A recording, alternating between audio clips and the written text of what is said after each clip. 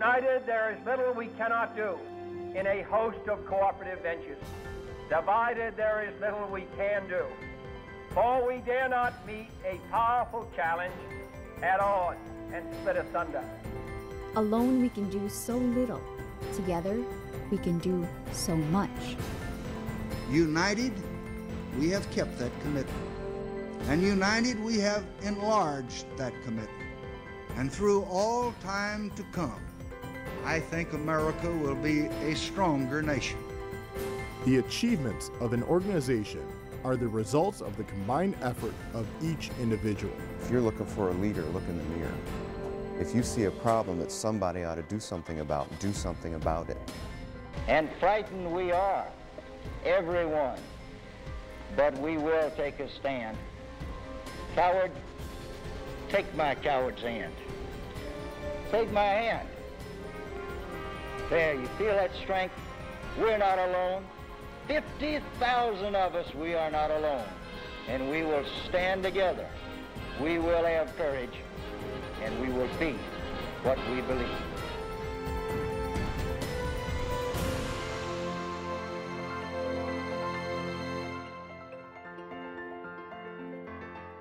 As Dr. Phil Constance stood hand in hand with fellow educators in 1968, it began a wave of activism that swelled throughout Florida and led to the first statewide teachers walkout in the nation.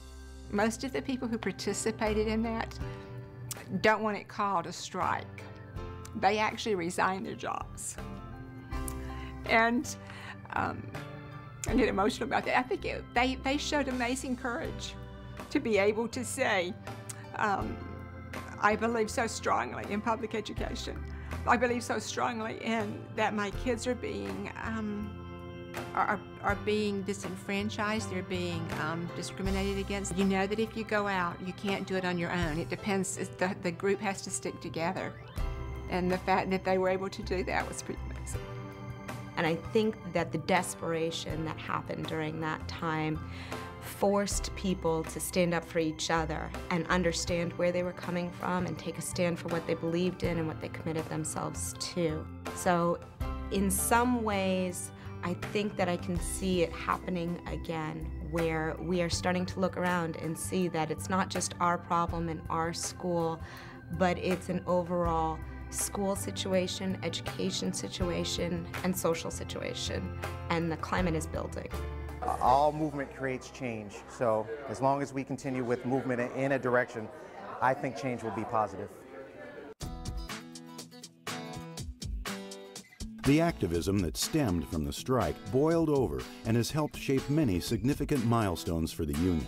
Let's travel the Florida Education Association's timeline to see how working together has helped us achieve some amazing results that put students' and educators' needs first.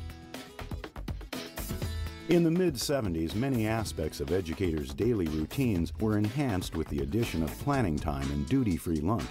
Plus, bargaining and lobbying added sick leave accrual and paid personal leave to the mix. When I started to teach, it was the right for a planning period, the right to have lunch, duty-free lunch. I thought that was given.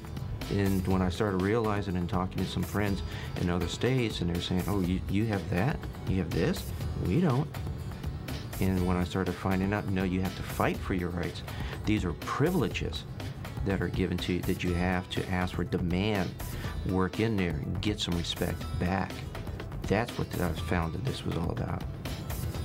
I just feel proud that I was able to stimulate teachers to understand that this is where the action is. If they want to improve education, they're going to have to be active politically and stimulate and educate the public as to the needs of public education. When the 80s rolled in, so did the money. Teachers saw their pay increase significantly. Educators in that foundation of our society needed to be able to stand up for education, and we had to become those advocates because we were the only ones that understood it to the degree that we saw and lived in it. A lot of these teachers were the ones who made the difference and came together to make changes that are positive. We are professionals. We are educators. We understand what is needed. We need certain things to accomplish the task for our students. This is not a business. This is about people. This is not about products. This is about a person. Activism helped push legislation forward to reduce class sizes in Florida in 1996. Lobbying lawmakers and rallies for public support helped make the idea a reality in our classrooms. I started teaching in 1959 for $2,800 a year. Our classrooms were totally overcrowded. I was supposed to have 140 children a day, and normally I had 190 to 200 children per day coming through my classroom. I had them sitting in the aisle, some sitting on the floor. Smaller class sizes have been such a wonderful thing, and I've never been in a teaching generation where I've had to deal with 36 students like when I was a kid. The thing that I love about it is I'm able to build the relationships with my kids. I'm able to do instruction that focuses on things that they're interested in. If I had large class size, I wouldn't have those relationships where I could build my instruction and cater it to them. After more than a decade of two competing teachers' unions, the organizations joined forces to work together to tackle the problems and opportunities facing our schools. FEA United and FTP-NEA officially sealed the deal at the 2000 convention.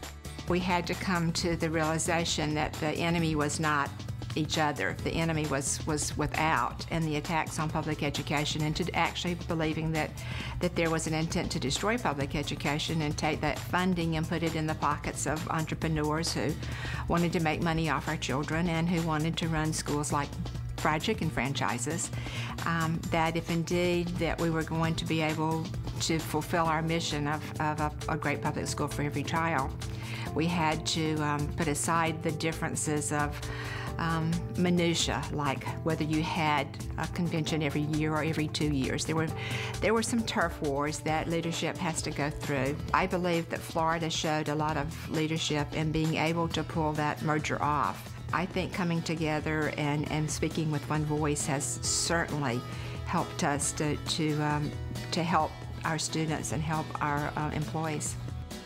FEA's greatest accomplishment is when we became up under one umbrella with AFT and NEA. We all came up under the same umbrella, so we're not fighting against one another. We're all working together as a team. There have been many FEA success stories in the past 40 years. And of course, there are many more chapters to write in our history book. Working together, we can do even more to improve education for future generations. Well, since 1886, when this organization was founded, teachers came together for a purpose, and that purpose was to make for a better life for the children of Florida. And we have an opportunity to really invest in public schools and make every public school as good as the best public school. Kids shouldn't be in a situation where we're not providing the best quality education that we can. We know what it takes. We have the resources available if the legislature would just enact the funding that we need in order to make public schools work for everyone. The union speaks for us. This is our voice. You know, one teacher can't be heard, but as a union, we'll be heard. In 1968, the teachers in the state walked out, and they did the ultimate sacrifice for us. They came together, made sure that what they were doing was right for kids. They wanted to capture the attention of the legislature that had ignored public schools for far too long. Unfortunately, 40 years later, we appear to be right back where we were.